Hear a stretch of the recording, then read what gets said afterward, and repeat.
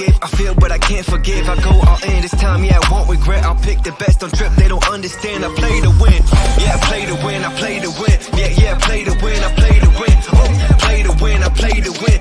Yeah, I play to win, I play to win. Welcome to the Commissioner Evaluation Show. I'm John McGlynn. You can find me on the Twitter machine at John McGlynn75. Today, I had the pleasure of talking with the co-host with the Mo-host, JT, Justin Taylor himself. And then we will be joined by the one and only Bradley Stalder. We'll talk about the news, rumors. We'll jump into some commissioner questions, settings, prefers, and leagues he plays in, some Mighty McGlynn Dynasty League trades. And, of course, we'll evaluate a team at the end of the show for a rebuild or a remodel. So let's get this show started. McGlynn is in. I repeat, McGlynn is in. Let the fun begin. This is the Commissioner Evaluation Podcast with your host, John McGlynn. Was that Herms? He got them guests on the Rolodex, stopping by to talk about some Dynasty Superflex. Everybody, yo, commish is in. It's time to sit down to listen to John McGlynn. Yo, who we trading, who we fading, who we getting off the squad. Knowledge never overrated, playing for number one. And yo, McGlynn is in. It's time to let the fun begin. It's the Commissioner Evaluation Podcast with John McGlynn. Thank you, Herms, so much for that entrance song. Absolutely love it. Herms NFL, if you have any introduction needs. Well, I was in Florida the last 5 days at the Innings Festival in Tampa Bay. My daughter's friend bought her a ticket to this Innings Festival in Florida for Christmas, and we live in Illinois. So two 18 and 17-year-old girls really wouldn't be able to go to Florida by themselves. You know, they had a whole plan in place to just drive there and enjoy the festival without being able to get a hotel or anything else. And they're kind of afraid to drive around the suburbs of Illinois. So that was not going to happen. So me and my wife got kind of roped into doing it. So me and my wife turned into a 5-day restaurant bar crawl throughout Tampa Bay. We enjoyed the experience at our kids enjoyed the concert. So I met up with some childhood friends that moved to Tampa. And we went to Busch Gardens. We saw a Lightning game. Went to the beach a couple times. Got nickel and dime by Frontier Airline. I don't know if you guys ever took that airline before, but everything you do, if you sneeze, it's 25 cents. If you move in your chair, if you go to the bathroom, they got to put a quarter in a toilet bowl. It's ridiculous. But I'll be back at Southwest next time. So yeah, we did a 4-day bar crawl, and kids went to the concert, and it was just a blast. JT, what's up with you, man? What did I miss in Illinois this week? You missed nothing other than I just sat in my basement and watched nonstop NCAA tournament basketball action. Literally, that's all I did. I think my girlfriend checked on me twice. She's like, "Are you still good? Do you need food?" I literally got up at 7 a.m. on Thursday morning, started making sure all my brackets were in, everything was good, started putting all my bets in. She's like, "What are you doing up so early?" I was like, "I got to get prepared. We only got 4 hours till game time." She thought I was losing my mind. So got up again at 7 on Friday, which I never do, and got all ready, just watched games nonstop. It was an awesome weekend, betting ups and downs on the betting train, hit a few JT parlays, missed some. My boys Mizzou behind me, big first round win, and then the choke job against Princeton just absolutely buried me. Buried all my bets, buried my brackets. That one killed. Illinois losing, absolute devastating. That killed as well. The only guys that came through for me, San Diego State, my guys, the Aztecs, into the Sweet 16. Pumped. Might have to try to make my way to Louisville this weekend for that game. So pumped they're still in it, but man, really was hoping to see the Illini move on at least to the second round.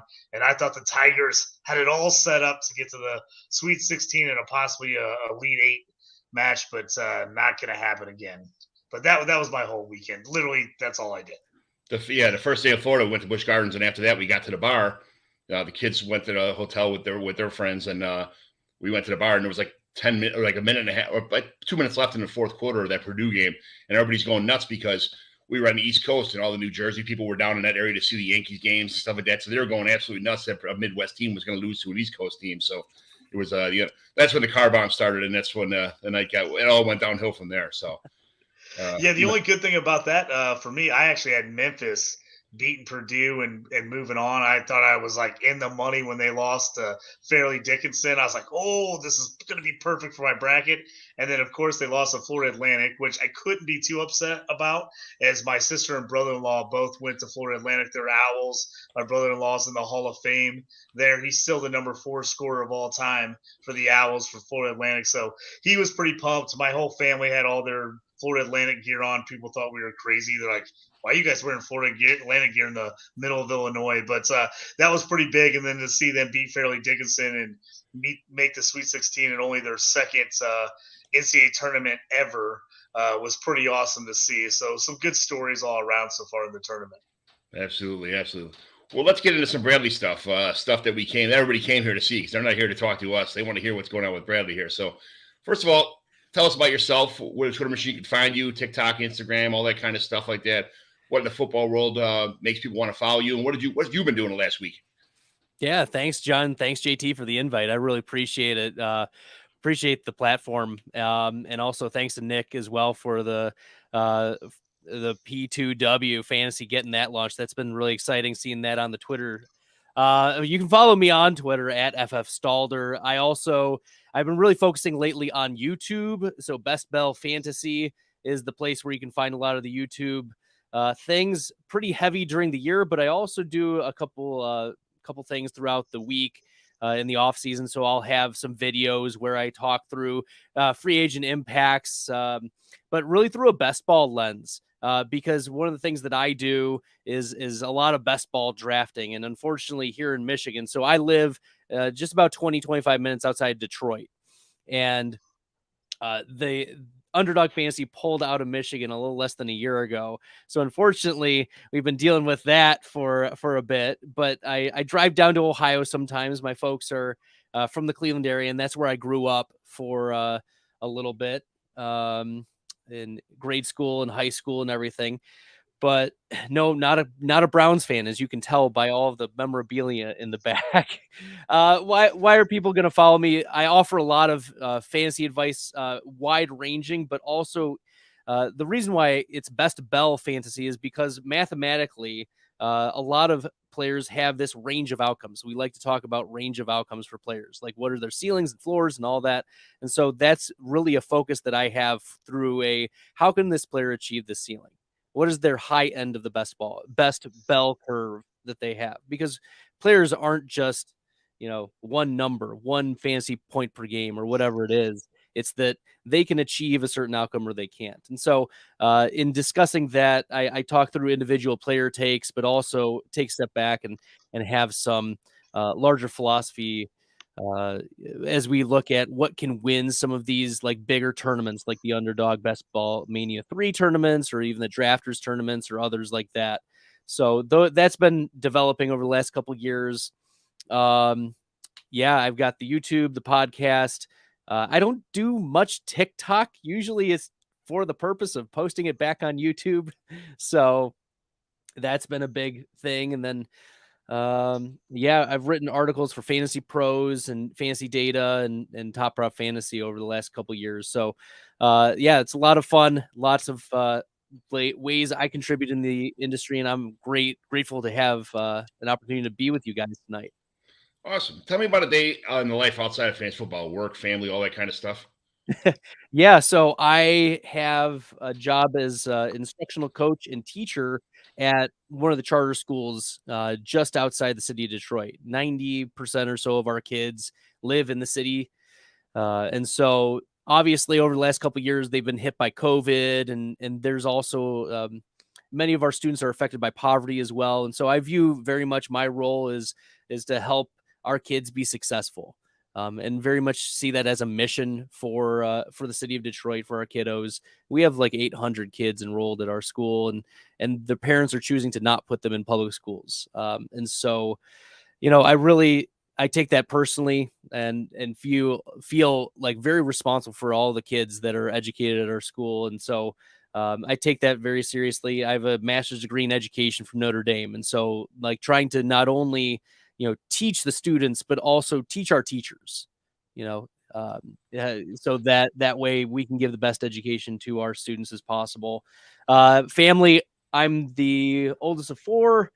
I have a wife and 3 daughters sleeping upstairs, and also a son as well. So pretty busy family life, trying to balance all of it. It's something that I know Brian Drake has spoken at length about in this space. So trying to find the right balance of communication between you and your spouse, and making sure that you're showing up and giving out to all of your family members is really, really key. So that's been something that is a constant battle, though, right? Trying to find the ways in which where am I spending my time is a big question. And so how can I communicate to my wife, these are my commitments. This is when I need to do fantasy football stuff, but also when she needs me is big. That's what it's all about. Happy wife, happy life. That's kind of, I'm married with 4 kids myself, so I'm all about that. I'm all about it. When did you start playing fantasy football? What's your favorite part of this whole fantasy football experience for you? Is it redraft leagues, dynasty? Like I think we talked about best ball, DFS, some Debbie stuff, Campus Canton. Any just podcasting, writing about fantasy football? What's your favorite part of this whole thing? Yeah, I think there's a couple parts that really get me excited about fantasy football. It's first and foremost the community, and I think I'll circle back to that in some later questions as well. But answering questions, making each other stronger in this space, and I think another part of it is going through the process of drafting and seeing what's successful and what's not. A couple years ago, one of my principals asked us to bring a symbol of our teacher superpower to professional development after school. And some of the English teachers brought like their books that they were teaching from, or the history people would bring like historical artifacts. I don't know if you've seen the show, the House MD show, where he has this oversized tennis ball, but I brought that, and I said, everyone was like, why are you bringing this? And I said, well, it's because I'm wrong, like most of the time. And like throughout the show, 90% of the episodes, like how Dr. House is wrong about all these things. But at the end, he figures it out. And I think it's that exciting part of like, how did I get to where I'm at? What was successful? What didn't work? And then continue to improve your process. And so I think this fantasy football space is not just stagnant. Like there's constantly a debate about, are we going to go 0 RB this year? Are we going to go, stud RB? Are we going to take late round quarterbacks, or is it, quarterbacks are pumped up this year? What's the strategy for this year? Or maybe it's different times in the drafting season. And there's not one right answer, but there might be a right answer at that particular moment in time. And so trying to distill that is an exciting experience and a lot of fun. So with best ball, like I did, I think the over under is 350 drafts last year. Wow. Yeah. So easily that, plus all the redraft leagues, plus all of the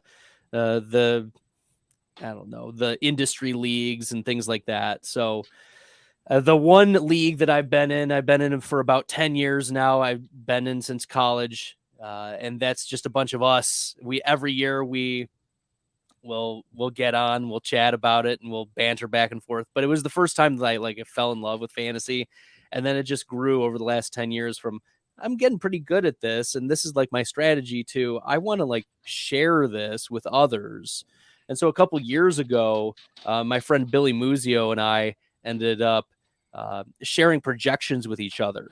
And then he was like, so how are we going to like share this with other people? And I was like, well, why don't we start a podcast? And so a couple years ago, we started the Fantasy Football Fanalist podcast. That was originally independent, and then for a year, and then we went to Fantasy Data for a year, and then Billy right now is working for Player Profiler, which is really awesome. So happy for him. And now I'm doing my own thing. So that's where we're at. I saw when he joined Player Profiler. I was super happy about that. He's definitely a hard worker. I see all his work. It's a good friend to have in the industry, especially someone to share notes with. It's a fantastic guy to know.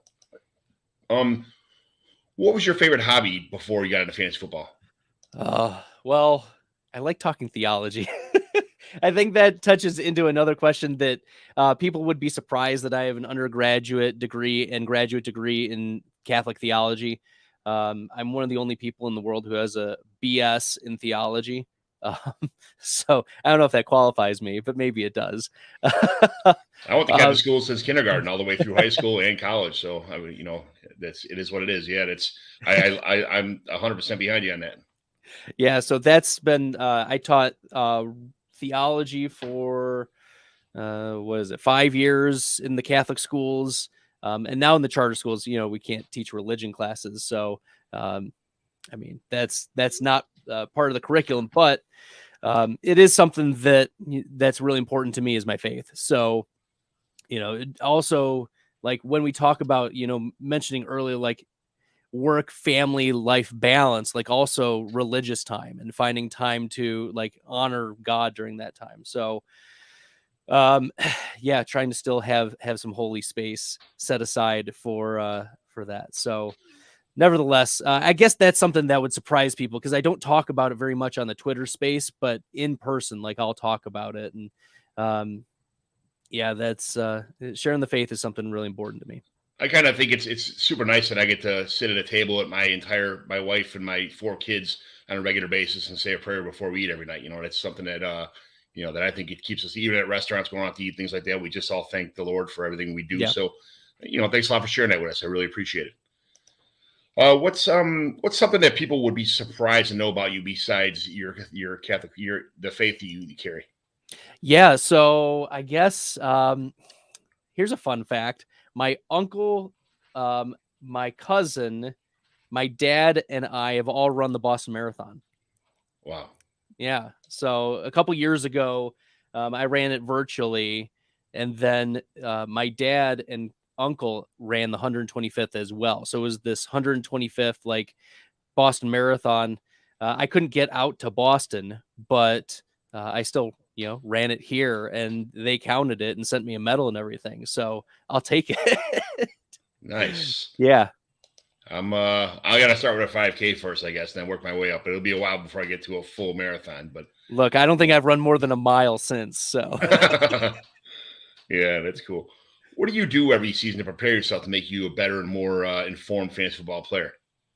So I think a couple things that are really important, especially for people who are just starting out in the industry, is to get some practice in with drafting, because if you want to win your league, you want to get the best prices, and you want to get, they have the best understanding of the players, but also understanding the market of like where are players going to go. And so I think practicing drafting, and before best ball was there, before I was doing best ball, I was doing half a dozen mock drafts on the ESPN app, just like practicing and practicing and practicing over and over and over again, just so I would get a feel for where these players would end up.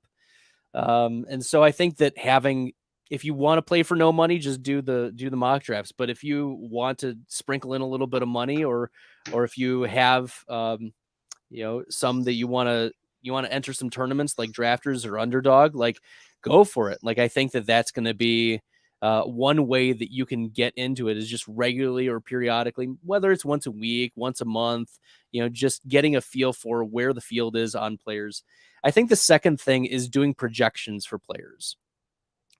Because when people say, it's this player is top 24, this player is top 36, like, I mean, that's going to be a hard thing for us to believe if the numbers don't come out, because we play a game of numbers, right? We play a game of fake football where we just try to get more numbers than the other guy. And so if this is a numbers game, we want to have at least a base understanding of how those numbers are going to come out. And of course, there's like an art and a science to projections. You're going to have to like factor in injuries and factor in matchups and all of those things that may, on a minute level of like DFS, week to week, are going to matter. But even having season-long projections and then comparing those to where the market is, I think that's an important exercise that I've been doing over the last couple of years and has helped me. Nice. It's fantastic. I'm not really I'm trying to get into Google Sheets to kind of put some stuff together and keep averages and import stuff from other sites and stuff. But I'm just not a computer guy. It's taken forever for me to really catch on to this world of, Google Sheets and matching stuff up and coding. And I don't think I'm ever going to get there, but I'm just going to keep trying and keep plugging away and, keep messing stuff up. Probably by the time I figure it out, I'll just get sick of fantasy football, I guess. But I don't know. I don't think there are some templates out there that people have. I know that Kyle Yates a couple years ago put out a template for projections, and other sites as well will have them. So if you want something basic, even just to get you along and just fill in the players, and then you fill in your target shares and your rush shares and your touchdown rates, like that will give you a basic output for this is the total points that I would expect for this player. And then it creates more content for you. Like if you're a content creator, not only can you have your general rankings, but you can also say, well, my rankings say this, like in my heart of hearts, but also my projections say this, and maybe where's that disconnect? So yeah, it can prompt you for sure. Knowing your process is half the battle. Yeah. All right. My favorite food. What's your favorite Sunday afternoon munchie food when you're glued to the TV watching Scott Hansen on Red Zone? Oh gosh. Well, usually, so this is how my Sunday goes. Like we usually go to 11 o'clock, church on the East Coast. And then by the time we get back, it's like 12:15. So really it's like lunchtime. So usually I'll have like a big lunch, right before Scott Hansen. So I'm sitting there. I don't even I'm nervous kind of because all of these things are hitting. I've got my DFS lineups. I've got my dynasty lineups. I'm checking the best ball, like all of that. So I don't even know if I eat like snacks during it because I'm just constantly checking and refreshing the leagues to find out where I'm at and how the players are doing so that not only can I know that, but also when I'm creating content for Sunday night or Monday, etc., like I can have something to speak to. So usually it's whatever lunch I make or my wife makes or whatever is left over from my children that they didn't eat for their lunch. Isn't there an 8:30 mass over there by you guys? Yeah, when you got 4 kids, that's a penance itself. Saturday night mass. We do that once in a while when there's early games on. We'll do that kind of stuff too. Yeah, we might have to look into more regularly scheduling that for this coming year. What's your favorite team and who do you want them to draft in the first round? Oh gosh. Well, I mean, go Pack go, but I know you guys might be Bears fans. I'm not sure, but that's dangerous territory if I go all out and say, I'm a Packers fan, but here I am. Go Pack go. And I think that's who do I want them to draft in round 1? I mean, I went through a couple mock drafts and, some have been putting like Jackson Smith and Jigba there. And I'm like, why are you adding another wide receiver when Aaron Rodgers is going to be gone already? So I've seen mocked there like Brian Branch, a safety for Alabama. They need defensive help. Maybe it's Joey Porter Jr. to support like the secondary. I just don't think that like an offensive weapon is the way to go. I've seen Michael Mayer even mocked there. And I think that's a little early for Mayer. I do like him as a prospect. Also, I'm really biased because I went to Notre Dame myself. So like anyone with the golden eye, anyone with the shamrock on their jersey is going to, bump up a couple spots, but he's still good. Like no doubt. It's just that I still think it's early. I think Mayer after pick like 18 is fine, but I think that Brian Branch is probably going to be the pick there, either Brian Branch or maybe Joey Porter. Those are both good picks. So yeah, not at all. That's not a bad problem at all. Not a bad problem they have as a pick. Commissioner questions. Any punishment? You're a co-commissioner in a couple of leagues. You told me earlier. So yeah, are there any punishments for the person in last place or the person with the lowest max points for, or MFL lowest points for your league, or who comes in last place? Any punishments for your leagues? Yeah, really the majority of leagues that carry over year to year are dynasty leagues, and the punishments there are that you get bad, you might get bad picks. Like you need to set like decent lineups, or there are weighted rookie draft picks. So if you have a good team, you might get more of a weight. And so there's actually incentive for you to be good enough, even if you didn't make the playoffs. So there's like, integrated punishments. We don't have any of those Waffle House challenges, John. Sorry to disappoint. There's none of that, but there's been some that I've seen where one of the guys dressed up in like a Mario and Yoshi costume and had to, eat dinner with it and order, whatever. But no, nothing on that front, nothing crazy, but there are, natural punishments for just being bad at fantasy. I just saw one today where somebody had to go out to dinner at a Buffalo Wings at Wild Wings with a blow-up doll and sit at the table for at least 45 minutes and order food and all that stuff like that, and completely embarrassed. And then they told his wife that he was cheating on her, and she went to the restaurant with the kids. It was like, and then on top of it, it was his birthday. So all the people are singing around him, and she threw water at his face. And everybody's laughing and recording the whole thing. And it's hilarious, man. Ooh. JT, you guys got any home league stuff? What do you guys do? We don't do any punishments. The punishment is just getting talked smack to every year about how you don't make the playoffs and your team's been terrible. We have a couple guys that, are big talkers. So, they just rile each other up, and then they make fun of how they've gone 10 years without making the playoffs in our league, and, making fun. They're like, are you still in this league? Do you even set lineups? I don't even know. So it's most of my home leagues are all guys we went to high school with. So we all played football together and basketball.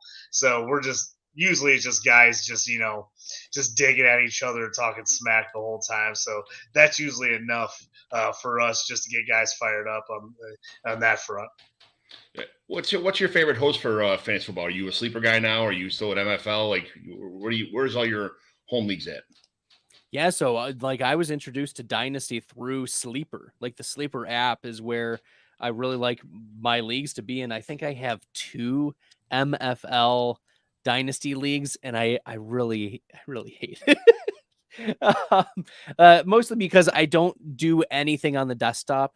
Like I don't do any management on here. It's all on the phone. And so like Sleeper is just so user friendly, and I like that. They've asked me for like feedback and things like that for a few different things. So before they rolled out the best ball style, I think there was in the last year or so, they started adding like best ball dynasty leagues on Sleeper. And they asked me to test out that along with some auction things. So that's a lot of fun to just start getting integrated to. They've got a lot of good things happening at Sleeper. So I have like too many dynasty leagues, because you're not supposed to tell anybody how many leagues you're in, right? You're not supposed to tell your wife how many leagues you're in. Yeah, it's always goes by half. You always say half as many leagues. Yeah. Well, if my wife watches the podcast, there's a redacted amount of leagues that I'm in. That's nothing. That's nothing, man. I was going to ask you about playing best ball and Sleeper. I've just gotten into best ball leagues, and I just joined my first best ball dynasty league last year, and I was really upset I lost the championship game after I was dominating all year. So I was like, it'd been great the first year in the league, get the title, talk smack to everybody. But I lost the championship game. But I have never played best ball on Sleeper. So I was wondering like kind of benefits of playing best ball on Sleeper. I have a bunch of Sleeper leagues, but I've never played best ball on there. Yeah. Like the best ball format overall, it's really catching fire. And for those who just love to draft, but find it's a pain to manage your team, like I care about my home league and I care about like a few of the dynasty leagues like a lot, but some of them I'm like, man, like it's a dynasty league. Like I'm just in there, to be a participant. I'm not co-commissioning or anything. There's nothing serious there. Just paying the dues, having some fun. But with best ball, it's all about the drafting and the strategy and trying to stack and sometimes getting sniped. There's nothing like getting sniped in February, by the way. Like we all know how that feels. I had a best ball team that we drafted in like June, and by the time we got like 3 or 4 games of the season, like so many of my guys were hurt and out for the year. And then I was in one where you had to play a kicker, and I like wasn't thinking about it, and I only drafted one kicker. And I'm like, it's just like I only need one kicker. And it was Chris Boswell from Steelers. Then he got hurt, He got hurt. I was getting a 0 every week. I was like, I can't pick up a kicker. They're like, oh no, there's no free agent. I was like, Right. no. I was like, I will learn in the future if there's a kicker on the league. You never think they're going to go on IR. But I was like, I'm drafting at least 2 from now on. But I've had to learn some hard lessons on the best ball lately on some of that stuff. But I agree with you. The drafting is the best part, and I like it, especially if I'm going to be online with a bunch of guys I don't know. Right. I think best ball seems like it's easier because you don't have to worry about trying to trade with people who you don't know who they are. You don't know what their tendencies are. It's harder to get deals done. You feel like you're just wasting your time. So I definitely have jumped on the best ball, mostly because of charity leagues. Yeah. But I've also started like, okay, hey, maybe I'll join 1 or 2 more just for the fun of it. I kind of like to see where guys are going in the summer because I feel like also it helps me in my redraft leagues, or that like once it comes to August, I'm like kind of feel like I got a better feeling where guys are dropping, and it gets you out of that dynasty set of like, I'm going to take every rookie. I'm going to take all the guys I like, the young studs, and you're like, wait, what am I doing? Those guys are barely going to play this year. So I think it's a good reset if you take those leagues that draft in like June, July to kind of set yourself up for those August redraft leagues. Absolutely. Speaking of the offseason, do you guys keep waivers? Like your waiver wire, we just talked about not being able to pick up a kicker during the season, things like that. Are your waiver wires on all season long in your dynasty leagues, or do you cut them off in the offseason to give people a break? I'm in leagues that close waivers, but I am pro waiver open all the time. I think the only exception is if you have league mates who drop out and you have open teams. I don't think it's fair as long as those teams aren't filled for waivers to be open. So I think that's the one stipulation. I don't know if there are really any others where I think, because if we're playing Dynasty, it's year round, and I'm not going to give guys breaks because we're in it for the long haul. Sorry, but not sorry. That's the fun of the game is we're in February, March, April, and we're playing fantasy football. You know, way back when, only a few years ago, almost all of fantasy football was in season, was redraft, and now it's like shifted significantly to Dynasty. It's shifted significantly to best ball. Like this has become not just a 4-month, 5-month endeavor. It's now been a year-round endeavor. So we're going to treat it year-round unless, we need to fill those spots. So obviously there's no trade deadlines in your league either. So that's a good thing. It's I'm a big fan of letting the league decide. I've got leagues, I got home leagues where guys like, I need a break. Like they only play in like 2 or 3 leagues, and they're like, "Hey, I don't want to have to pay attention to lose out on guys." And then I'm in leagues where everybody in that league's in 30 leagues, so they're like, "Oh yeah, we want to keep it open." So I'm always a big fan of kind of like feeling the league out and see what makes sense for that league. Because I've always feel like if you get in those leagues where guys only play in a couple leagues and you keep it open all the time, it's where you get some turnover because guys are like they feel like they don't ever have a shot, because they're not paying enough attention in the off season. So I think it's definitely got to keep paying attention to what type of guys are in your league, and are they diehards or do you have a bunch of casuals? And if you have a bunch of casuals, I'm always like, take that break, give everybody some time, don't run guys out of the league. That's just my 2 cents on how I run as far as my leagues, how I run them. And that's totally fair. I think that's a valid point. Like when it comes to, I think in the beginning I talked about community, and like the number one reason why we play fantasy football is for the community. And if you're like violating that like overarching tenet of, we're breaking this because it's, we're doing it for doing its sake instead of for the community. I think, that's where I agree with you, JT. Like you don't want to sacrifice your community just to be a stickler, but that's your communication. That's your relationship with your league mates.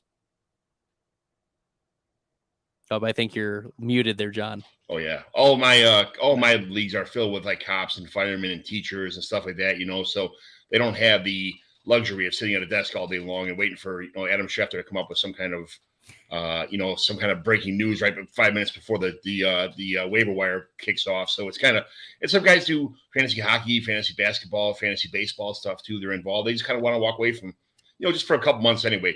My waivers go to a week after the NFL Super Bowl, and then they close for a while, and then we have a rookie draft, and then 2 weeks after the rookie draft, we drop guys, and then 2 weeks after that is when waivers start all the way until the season starts. So there's a fair amount of business, in the off-season business. But right now, people are geared up for getting all their baseball drafts in, that kind of stuff. They don't want, and most guys in my leagues are in like 2 to, anywhere from like 2 to probably 12 dynasty leagues, that kind of stuff. Nothing crazy, but baseball doesn't have any waivers, so that's really not a big issue either. But it's just something that I'd rather just give everybody kind of a break. As much as I love fantasy football or dynasty, I send at least 3 or 4 bad trades every day across all the leagues I'm in. So yeah, everybody knows they're bad. So I can admit that I'm a bad trade sender, but I like feeling everybody out. It is what it is. That's what I do. It's fun. John, you just want to see if they're going to respond at all. And then you're like, okay, now maybe we can make something work. Now you got to throw that low ball offer out there just to see if they're interested, and then you can start negotiating. I think that that's part of the deal. Some people say I'm just going to overpay for my guy right from the get go and go get him. Like, why would you do that? Like, everything should be a barter. Everything should be. It's part of the competition to try and get a deal the best possible price you can. I mean, I don't go to Jewel or then look for the most expensive steak and go just bring it home as soon as I see it or like that. I look around. Anything when I go for looking for a bike or gym shoes or anything I do, I'm kind of looking for some kind of deal or something.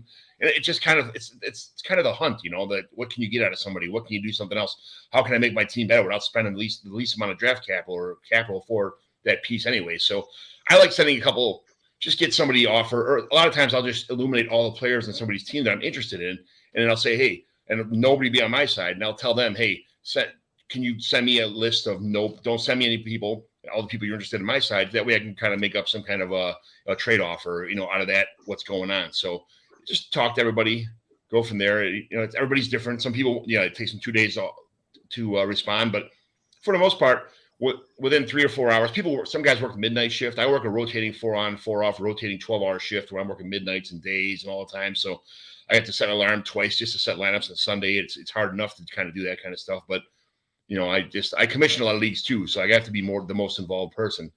So it is what it is. But it's up. I put it every year. I ask the question: Does everybody want to open waivers year round, or just stop these dates? And everybody votes to stop these dates. So that's what it's all about, the league itself. So I'm gonna ask you a handful of questions. Just quick yes, no, love it, hate it. I don't care.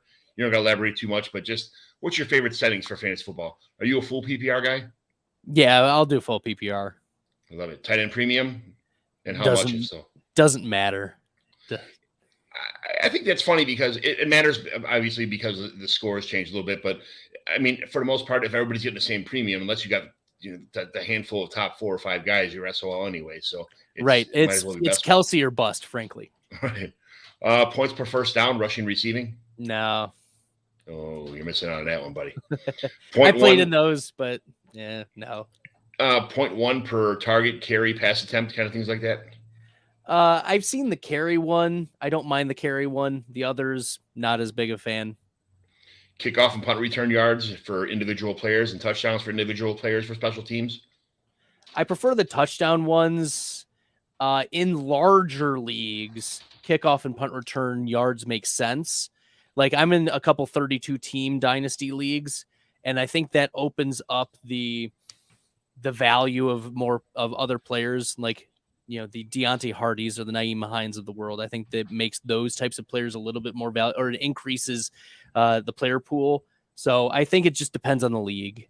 Yeah, right. Bonuses for long plays, long touchdowns, like, 20, 30, 50, 70-yard touchdowns, or 20, 40, 50, 70-yard plays. Oh, I love it. Yes, absolutely. All right. I was kind of scared of your answer on that one. I was waiting to see what you had to say. Do you still have a kicker on the defense in your dynasty leagues? In like the 32 teamers, I have the DSTs, no kickers. But I have done some leagues where, like, we have team kickers. So, like, it doesn't matter. So you're not screwed out of Boswell, like in that scenario, you just get the kicker points for that particular team, just like how you get team defense points. I didn't know you can even do that. It's funny. I don't have kickers or defense in any of my leagues I play in, but it's good to know you can actually do that. That is, I didn't know you could do that either. That would be helpful. I like it. I actually had someone propose. This is crazy, and everybody lost their mind. Someone proposed last year that we did a team quarterback scoring. Mm-hmm. I've seen that. And guess why they did it? Because they had all the San Francisco quarterbacks, and they're like, we should do team quarterback scoring so I don't get screwed out of this. And people are just like, it's like you thought about it for a second, you're like, that would be nice, but then like, wait, can't you just get your guys back up in case that happens? Like, yeah, and then everybody's like, no, we're not doing that. We're not doing that. Yeah, the Commanders, the Colts, the 49ers, all that kind of. Yeah, of course they want the team. And hey, it saved me a bunch of roster spots as I have like 75 deep quarterbacks on every lineup. I'm like, oh, who's on their practice squad? I'll pick him up too. I need that guy just in case. On your startups, you prefer auction or snake? I do enough startups where I don't mind the snake. Like if you only are in one or two, I think that it's a volume question. Because yeah, I think it's a volume question. How many startups, how many leagues are you going to be in? Auction, rookie drafts. You do auction, linear draft, or a tiered auction kind of thing like that for your players. Yeah, linear drafts for the rookie picks. And usually if it's a startup, we'll usually do the startup separate before the draft or even after the draft. It doesn't matter. I don't feel strongly one way or the other. But if you do it, if you get the 101, it makes sense to have, the 112 be your rookie pick. Then I think that's the fair way in which I've seen that happen. Mm-hmm. Yeah. Taxi squad, like you had a 30-man roster. Would you have a 5-man taxi squad or just expand the roster to 35 players? I think the taxi squad is fine. I don't have a strong, I haven't seen it utilized well in a dynasty league. So I don't have a strong opinion on it. Like I find my random Khalil Herberts from like 2 years ago that are still somehow on the taxi squad. But, like other than that, like finding the gems that I forgot about, like, I guess, Yeah, right. No, yeah, I get it. Khalil Herbert will be off it this year, so you'll be fine. What advice would you give to somebody who wanted to take a leap from just being a player to a commissioner? Yeah, I think a couple things is one, once again, focus on the relationships and community. I think that needs to be, if you're commissioning a league, especially among, people that know each other or even those who don't, if you're adding some randos, like get to know your league mates and get to know them pretty well. You don't have to have a kumbaya session, but like, you want to understand that, there are reasonable people in your leagues. You don't want to get jackpotted by anything. And so I think being intentional with, setting up some ground rules and some debates, being firm. So I think those things to start, like having that mindset. And secondly is I recommend having a co-commissioner who's also on board with that, who is well-liked among the other people in the league and is respected, and you're going to consult with, if you need to make executive decisions, frankly. So those are some things that you want to consider is, how are you building relationships in your league, and who else do you trust in the league that can, co-commish with you if you're like out of commission, literally. Yeah, great. We usually have a 3-man commissioner session, or 3 commissioners in the league, just in case, if anything really bad happens, all 3 of us can vote. It'll be a tiebreaker between the 3 most, involved members anyway. I'll put it that way. So, yeah. All right. So NFL news and rumors, we'll switch gears a little bit here. We're going to go team by team and just ask some quick questions real fast. I'll give Justin the evens and I'll give you the odds. Right, Brad? Okay. So we'll start here. The Bears came into free agency like a lion, kind of went out like a lamb. Should we just call them March? I think there were some positive ads, of course, getting DJ Moore and Robert Tonyan and Donta Foreman. I think those are fine, and adding a lot on the defensive side. So there's a lot of positive upswing. I just wonder if it's enough. Right. There's also a lot of they're going to have to hit on those draft picks, and they're going to need Chase Claypool to step forward this year. Like, a lot is hinging on the decisions that Ryan Poles is going to make over the next couple months and how those come to fruition this year. Because frankly, the North is open. The Packers could be really bad this year. The Lions are unproven. They've got a lot of momentum, but they're unproven. And the Vikings are also vulnerable. So I think that this is, the Bears, is it within the range of outcomes that they win the division? Yes. Are they likely to? No. But I think that this was a step in the right direction. Vulnerable is a good word for the Vikings. That's a perfect word. JT, Bengals, is Joe Mixon a goner? Dude, this Joe Mixon situation has been crazy. I mean, there's like no words coming out about what they're thinking about. No one's talking about him. It's like with all the off the field stuff.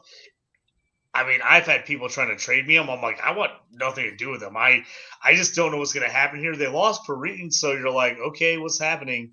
I think it all comes down to the draft. If they end up getting, a Bijan or somebody they really like in the draft, I think Mixon could be in trouble. But at this point, if they don't, I think they have to bring him back. I mean, I don't think they can cut him. So it's one of the weirdest running back situations in the league right now. And it seems like there's very little news even trickling out about what they're thinking. Right. Brad, Bills, what does Damian Harris do? How does he do in this offense? He preserves Josh Allen and the goal line. Frankly, like he keeps him healthy. He keeps him out of dangerous situations. We know the Russian quarterbacks are always at risk when they are handling the ball in open field and open spaces, or even between the tackles as well. That's even more dangerous. And Damian Harris he was injured last year, but the year before he was a juke rate monster. He was a breakaway rate monster. And so I think that behind a decent offensive line for the Bills and getting the goal line work, this dude, he can still be, I think his ceiling is like running back 18, but I think he's a top 36 running back and is not being drafted like that. Yeah. JT, Broncos, how much do we love the Samaje Perine edition? Yeah, so here's what we just talked about. He decides, I think the word came out today that the Bengals maybe offered him slightly more to stay, and it was pretty close, but he was like, I kind of want to try something new. I think he thinks he's starting for the Broncos. I'm not sold that he's starting. I think he thinks he is. I think they go and find someone else in the draft. They just love to pile up running backs. I like him. I think he could be solid there, but I'm definitely not drafting him thinking he's going to be the guy. You are scaring my Javonte Williams shares here. You're scaring me big time. All right, Brad, Browns. Which receiver gets vaporized in the draft? Cooper, DJ Peoples-Jones, or David Bell? It's DPJ for sure. Donovan Peoples-Jones was one of the worst graded PFF wide receivers last year. David Bell had no role already, so he was pre-vaporized, if you want to call him that. Amari Cooper's not going anywhere. He's going to be the wide receiver one on this team. But I wouldn't be surprised if the Browns, in the second round, address their wide receiver core with like a Josh Downs or a Parker Washington or something like that. JT, Buccaneers. Can Baker finally take the next step with all the talent around him? I have to be honest, I've never been a Baker guy. I just didn't believe in him. But I actually like this move for the Bucs. I mean, there's no reason not to.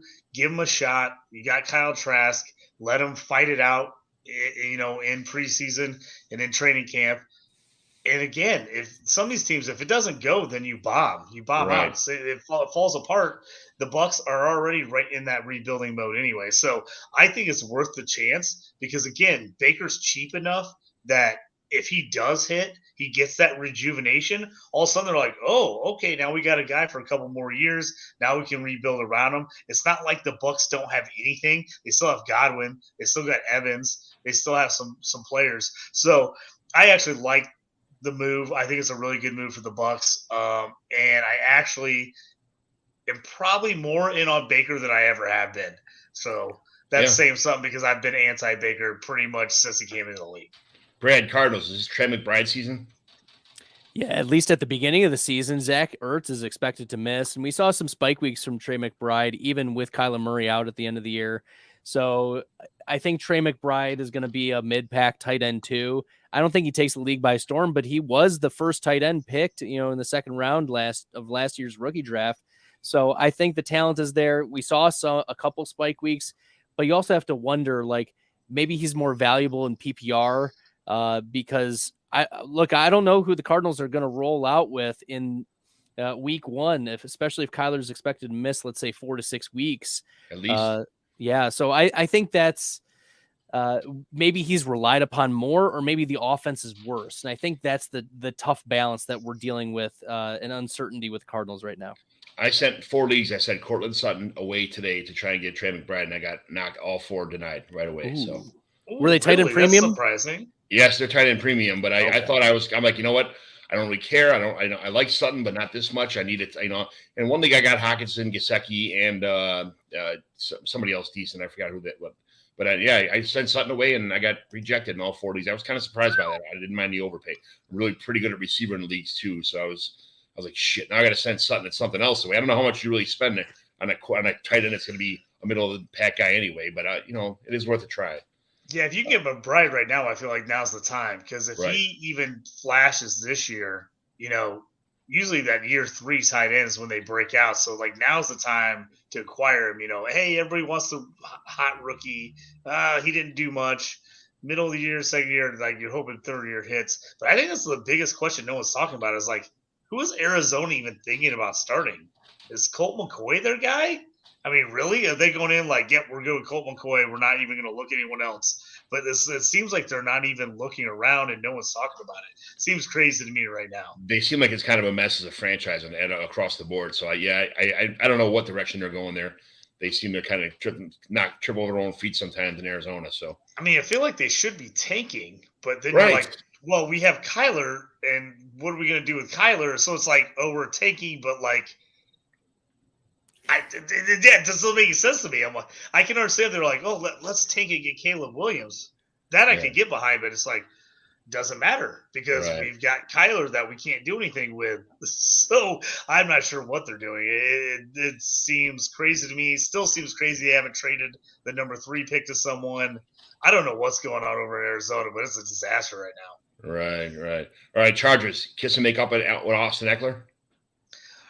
I would hope they would, but he's not looking too happy right now, posting stuff online. Right. I think these running backs would start learning that they're just not going to get paid. They're just not going to get huge money. They got to stop asking for it, and they got to take what they can get because everyone's just learned. Everyone who's paid big in the last 5 to 10 years has suffered big time. It's hurt their whole team. So Right. if you're the Chargers, I can understand the Chargers holding firm and being like, you can go get somebody else. We'll pick somebody else up and we'll try it. We can't pay you a ton of money. I don't know where he's going to go, where he thinks he's going to get a bunch more money, but that's definitely going to be the move of the offseason, Right. especially for fantasy purposes, if he ends up somewhere else, the landing good. spot, because he was a stud last year. Yeah. Brad, Chiefs, bigger buy, Kadarius Toney or Sky Moore? I think the cheaper buy is Sky Moore, but Kadarius Toney, I think, is the bigger buy here. He commands targets. He's literally a human joystick when he's on the field. It's clear that Patrick Mahomes trusts him more or throws the ball more and will give the ball to Kadarius Toney more than Sky Moore. I feel like I'm saying a lot more mores, but here we look, Kadarius Toney. I think I was a year too early on Kadarius Toney. I was drafting so much of him last year, and it just did not come to fruition. And he just has a massive amount of upside. So I think he's the bigger buy. If you can acquire him before he hits, that's the move here. I feel like he could literally be a Tyreek Hill replacement if he stays healthy. Yes.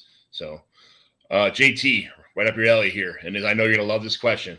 Minshew Mania about to let loose in Indy or what? Absolutely, Minshew Mania. I love it. Dude, the Colts are gonna be great. I might shave into a Fu Manchu this year for the season opener if he starts. Let the hair down. I might cut off some jean shorts, wear them to the game, get just wild. I just think it's going to be great. If he ends up starting for the Colts, I'm telling you, week 1 at home, it's going to be wild. There's going to be so many people with Minshew jerseys on, with their hair long, Fu Manchus. It's going to be nuts. Colts fans are going to love him. I just think it's the most perfect signing of the offseason in every single way for a franchise. Even if he never starts, never plays, I still think it's a great signing. And I'm all about Minshew Mania. And now I'm not so worried about them taking Anthony Richardson at number 4 because I'm like, we can sit on him as long as it means Minshew starts. I was like, now Minshew gets to start. I'm like, yeah, I'm all about it now. So 100%. I feel like I need back. I feel like I need to go to the game with you and just buy beers and just dump them down your face when the game's going on every time he throws a touchdown. just going crazy, I'll get a Minshew jersey. I will absolutely buy a Minshew jersey. Damn right you will. Brad, Cowboys. How big was the Brandon Cooks move for Dak, and how does it affect CeeDee Lamb? Well, I'll start with how does it affect CeeDee Lamb? It will not in real life affect CeeDee Lamb. I hope it drives down his ADP because right now Lamb was like end of the first round. If I can get Lamb mid-second round because of this, chef's kiss, please. Like that would be delightful. But it's not going to move the needle at all for CeeDee Lamb from a fantasy perspective. How big is it for Dak? It's a massive move for Dak. This is a big deal because Michael Gallup, who was tied for second in Cowboys targets with Noah Brown coming off of the ACL, was the worst wide receiver in yards per route run in the NFL among receivers with 80 or more targets. He was so bad. He was legitimately terrible. And so Brandon Cooks was 30th out of was 33rd, 32nd, somewhere around there in PFF receiving grade last year among wide receivers. His counting stats were bad, but all of his underlying metrics were he's a high end wide receiver 3. And I think that's a perfect spot for him. So for Dak to get a capable wide receiver 2 for a real life NFL team, I think that's a good pickup. Yeah, absolutely. JT, Dolphins. Is Mike White really the solid backup plan that everybody's drooling over? I was a little surprised about that move by them. I mean, I thought they were going to stick with Bridgewater. When he's played, he's been all right. They already had Skylar Thompson, which I think is, basically Mike White. It's like similar type player. I was really surprised they made that move. I just figured they would stay with the guys they had. Who was that? It was Skylar Thompson was what's his name? His number 1 quarterback last year. Who's the guy with the crow? He did. He had him coming out as the QB1 of that draft class out of Kansas State. Oh, Matt Waldman. His quarterback 1. I was like, holy cow! So I'm gonna just keep an eye on Skylar Thompson for a year or so until maybe it's more of an indictment of Kenny Pickett. Possibly. Talking smack about my guy Kenny, unbelievable. Brad, Eagles. Kenny Pickett. Is Kenny Gainwell a buy, sell, or a hold? Right now he's a hold. Rashad Penny, is there, but he fills a different role. The Kenny Gainwell role is very clear. It's pass catching and goal line work. Gainwell's trusted around that spot and in those types of situations, but he's not going to move into a 15 to 17 carry role ever in his career, at least as long as he's in Philly. So he's a hold for me right now. He's a decent PPR floor play, but there's not a lot of ceiling when you've got Jalen Hurts and you've got Penny. And I anticipate that they'll address the running back position as well in the draft, whether it is draft Bijan Robinson, which I hope they don't do. I hope they don't. For like a real life NFL perspective, I hope they don't. But Kenny Gainwell, I think, is a hold right now. He's not someone I'm going out and buying, but also I don't think he's overvalued right now. Is Gainwell way much better best ball play than he is in a lineup? Yeah, you're never going to really start him in a redraft league unless you're like bye weeks flex play. Oh, you guys are killing me, man. You're making me sad right now. Sorry. John loves Gainwell. It's his boy. It's his boy. Look, he's not a sell, at least. All right, there you go. There's a rainbow after the hurricane here. JT, Falcons. Jonnu Smith is the Pitt's wet dream killer or what? For true or false? False. Jonnu Smith's going to block. He's going to do some stuff. He's not going to do the same thing that Pitts does. I don't think it affects Pitt's value whatsoever. Yeah, that's exactly what I think. Brad, 49ers. Will Sam Darnold be the Super Bowl 58 MVP? No. Are you sure? Are you sure? He will not be. Sorry. Once you see ghosts, you don't unsee them without an exorcism.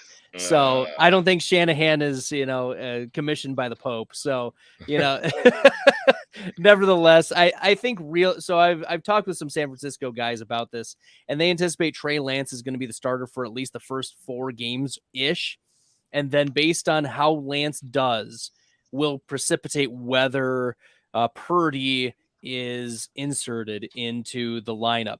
Because if Lance is crushing, like you have to remember, the San Francisco 49ers put in a poop ton of draft capital. They invested immensely in Trey Lance, and it's been unlucky. It's been unfortunate, but now, like, if he tanks for a third year in a row, sorry, like, it's going to have to be the Brock Purdy show. And I don't think that by the time we get to the Super Bowl, Brock Purdy should be just fine.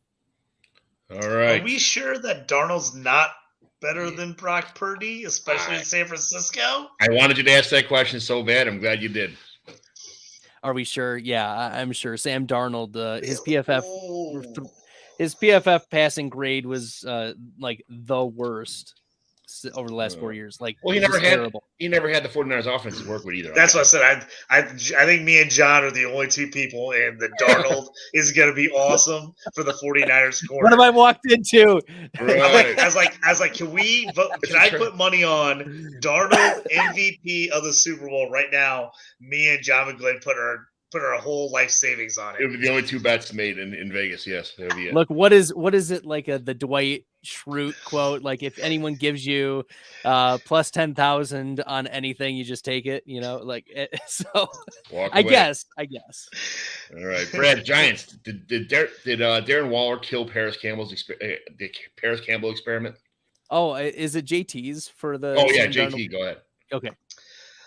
I don't think he killed it. I think Campbell's still going to be good. I mean, Waller's going to be their number one now. I think that's the clear cut there. If he can stay healthy, I think that's the move. But I actually think Paris Campbell, it takes a little pressure off him. I think he could be a great number two if he can stay healthy. He finally showed flashes last year for the Colts, did what you thought he could do when they drafted him. And he had pretty solid numbers, especially with how horrible the quarterback play was. I think he put up 600, few touchdowns, a couple rushing touchdowns.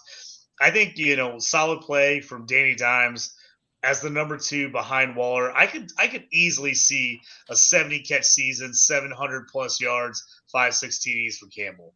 There you go. Brad, Jaguars. What if Calvin Ridley is not the hero that everybody's been waiting for? Then all of my dynasty rosters are trash. Okay. I have so much Calvin Ridley on all of my dynasty rosters, and I've been waiting ever so patiently over the last year and a half. Let me tell you, JT and John, it's been my Lenten penance has extended quite long enough. So I need some of my Trevor Lawrence, Calvin Ridley stacks to hit. And if not, then I'm in a lot of trouble. But I think if that doesn't hit, so are the Jaguars. The Jaguars, they have Christian Kirk, sure. They have Zay Jones, sure. But I think Ridley is the alpha. He's been a target commander even when he was on Atlanta. And so his career target shares have all exceeded even the season highs of Kirk and Zay and even Evan Ingram. And so really, I think that Ridley is going to be, he's on fire. He's ready, but also, he's a talented. We have to remember he was a first pedigree wide receiver. So this is a very, very talented dude. And I think that this is the missing piece for the Jacksonville Jaguars. All right. JT, Jets. If the Jets don't get Rodgers, was the Lazard move foolish for them to spend that much? I mean, everybody thinks that they made the move specifically for Rodgers. So, I mean, I don't love the move for them if, they don't get Rodgers. If they had to make that move to get Rodgers, I think you do it. You absolutely do it if that's a guy he's calling for. I mean, I think Lazard is a solid guy. He's never going to be a big-time guy. I mean, with that team, I think he's one of those guys that ends up being a better real-life asset to a team than he does fantasy asset. But, man, if the Jets don't get this done for Aaron Rodgers, this is going to just blow up in their face, and it's going to be an absolute nightmare in New York. Yeah. Brad, the Lions, Swift and Montgomery are running back blank and blank.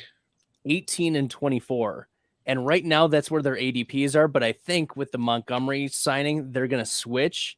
But that's going to be the wrong move. Like, the market's going to be wrong on it because Swift is the upside running back. He's the pass-catching running back. He is the dynamic, yards after catch, yards after contact, broken tackles, breakaway run rate, all of it. That's Swift. Montgomery has none of that. Instead, Montgomery is your 4.0 yards per carry guy who is going to get 16 carries, 64 yards, and maybe falls in the end zone. But he does have the Jamal Williams role. That's what we can anticipate. So I think that he's still going to be a top 24 running back. But right now he's going as like running back 34. And so I think that he's undervalued. I think that the market's going to cool on Swift, and that's where you pounce.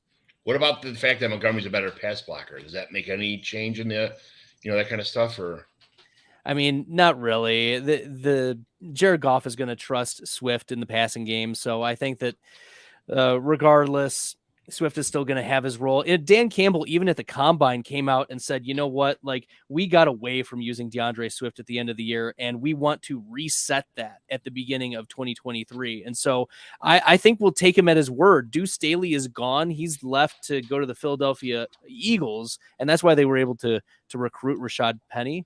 I'm pretty sure that was the narrative. I think did he go to Panthers? Oh, well, it was the Panthers. I'm sorry. It was Yes. the Panthers to Miles Sanders. That's right. Nevertheless, thanks for correcting me, JT. But that was, I think, the big impediment for DeAndre Swift was Staley was very much against using Swift. And I think maybe I'm wrong, but I just read into it in Hard Knocks where he was talking to Swift specifically, and it just gave off the vibes of like, I just don't trust you, dude. And with that guy out of the room, that may be a shift in how he's used. Nice. All right. JT, Packers. Hold on. Oh, did I see? Yeah. Yeah. If Jets and Packers on top of each other here. If Rodgers does leave, does this team suck or what? I mean, the Packers, they have nothing left on that team.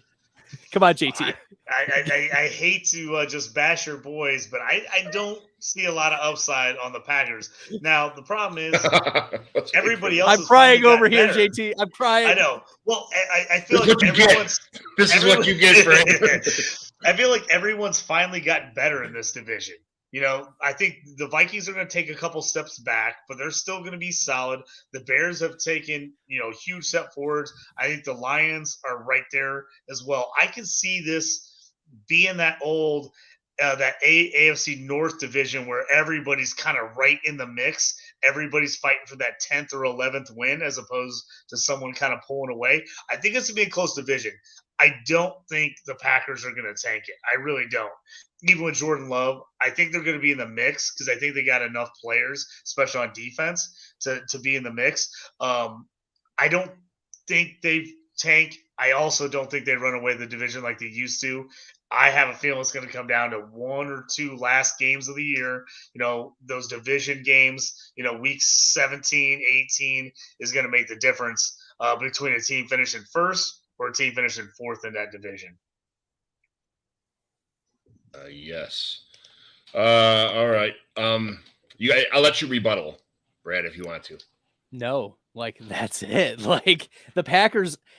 For years, I have been critical of the Packers front office management, and ever since they tried to run Rodgers out of town, and Rodgers was like, "No, what?"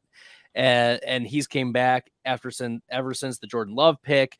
Back-to-back MVPs. He played last year with a broken thumb for the majority of the year and still had, was top 12, top 13 in almost every passing metric. Quietly, Aaron Rodgers quietly had a slightly above average year with a broken thumb. So I think him leaving is going to expose the Packers front office for what they are.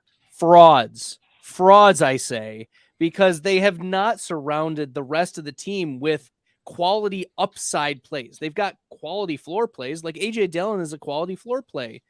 You've got some strong, as you mentioned, JT, strong pieces on defense.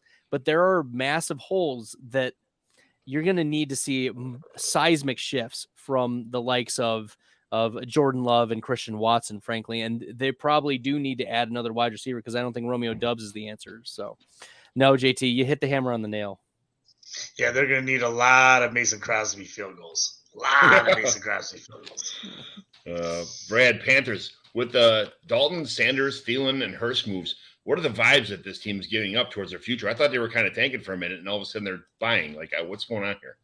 Yeah, it feels like the division is pretty open at this point, and I think that that's going to be an interesting pathway, because if you're the Panthers and you give up your first round pick next year, you better not make it like a top 3 pick.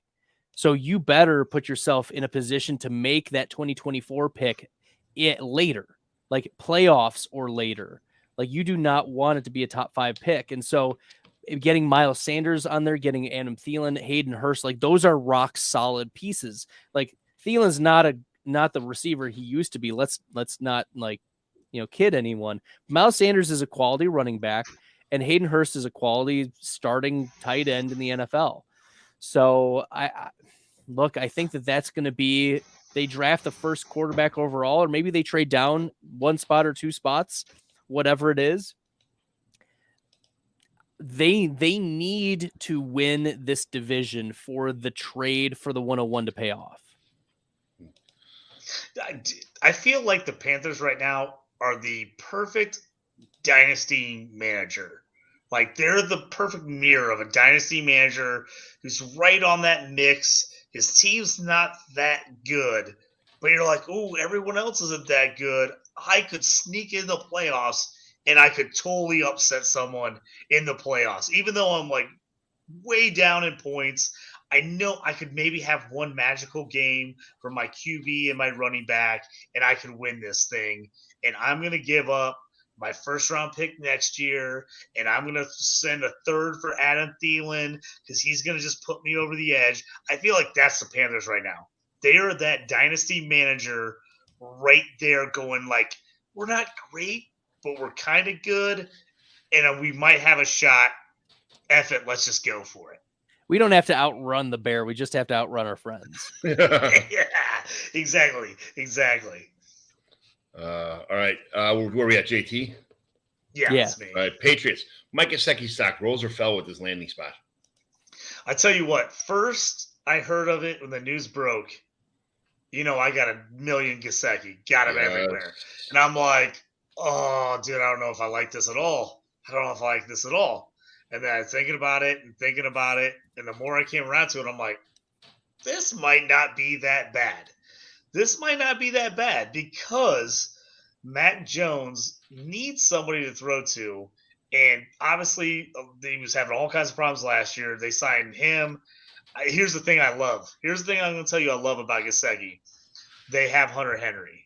Now, Hunter Henry can play inside, which allows Gesicki to slide out to that slot, which is really where you want to play him. I mean, he has no business blocking anyone, let's be honest. Unless he's blocking a safety, he shouldn't be blocking anybody.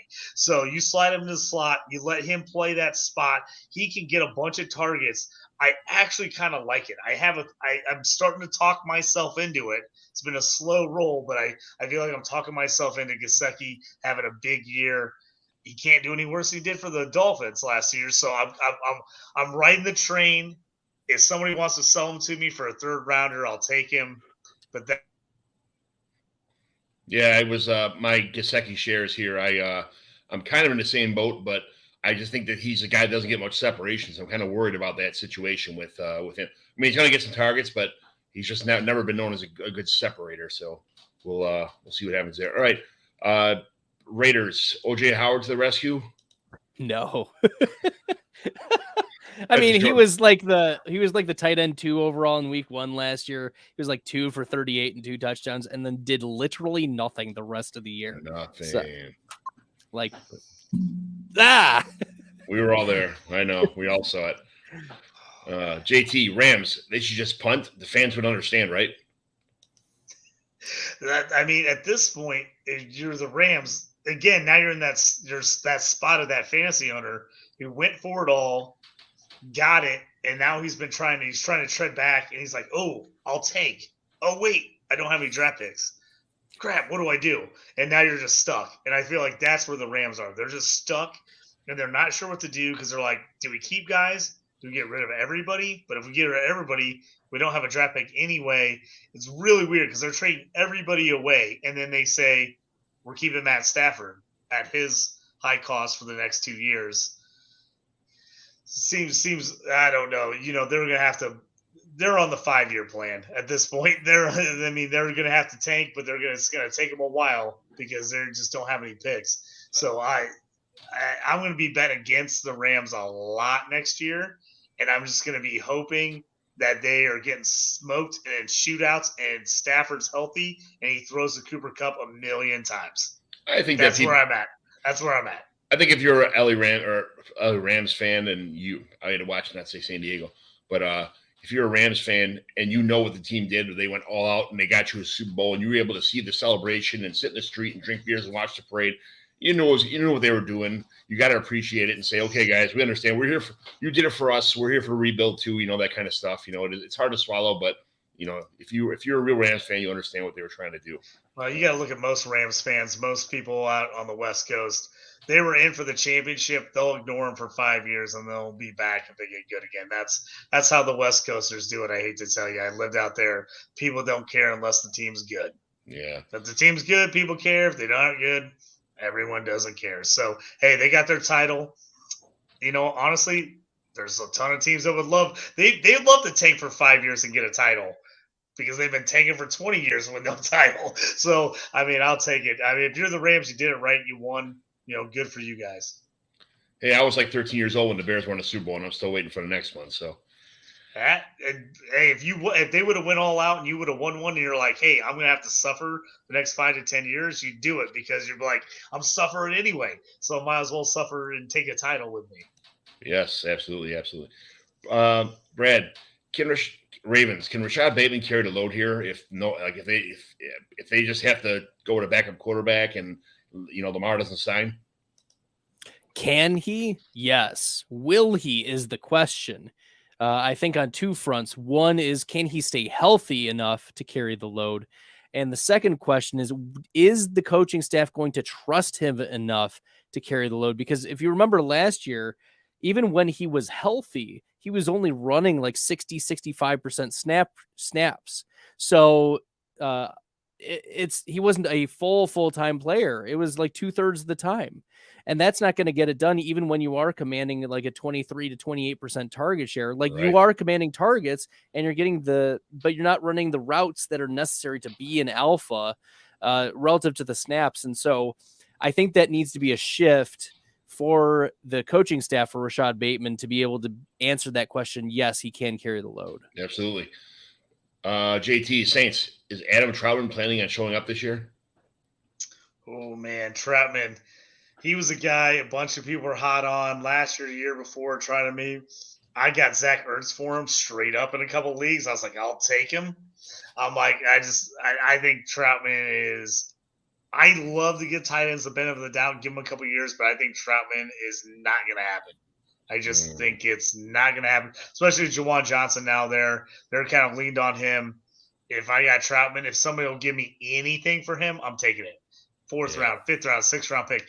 Give me a pick so I can turn around and draft another tight end late and put him on my taxi squad and sit on him. I got this terrible feeling that I'm going to hold him for another year, and then I'm going to just cut him, and then all of a sudden he's going to pull like a Evan Ingram kind of thing where he goes off for a whole year, and that's my luck. That's what happens to me all the time. Always the worry on those tight ends. It's like you hold them. It's every league I'm in. I'm like, we have to have taxi squads. We have to have multi-year taxi squads.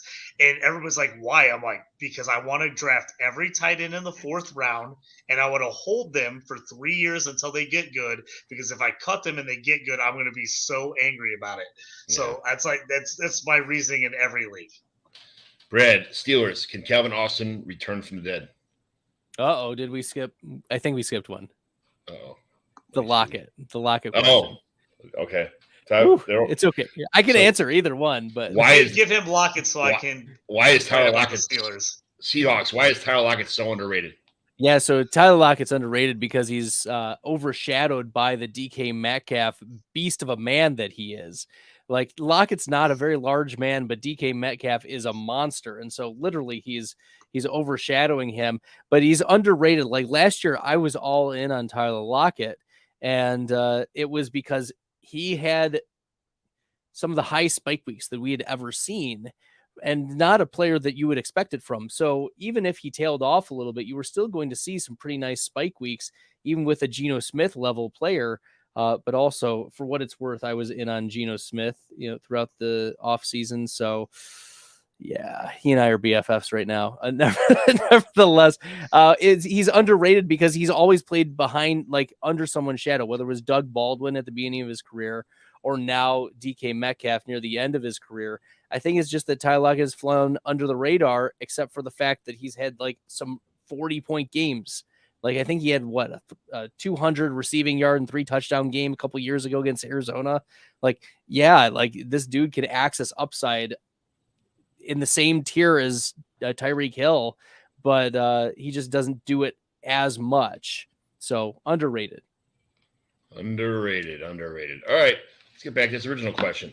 Steelers, can Calvin Austin return from the dead, JT? I'm so glad I got this question. So, oh man, I've been on it with a bunch of Steelers fans on Twitter lately about Austin. If you listen to Steeler Twitter, you would think this guy's already an all-pro. I mean, people are like, should we take a wide receiver? They're like, we don't need one. We got Calvin Austin. He's going to be amazing. He's the best. Did you see him? He's super fast. I'm like, man, Calvin Austin, I think could be good. He's really fast, but he's small, and he was drafted in the 4th round. And people are like, no, but he's just going to be amazing, so we don't need any more wide receivers. It blows my mind.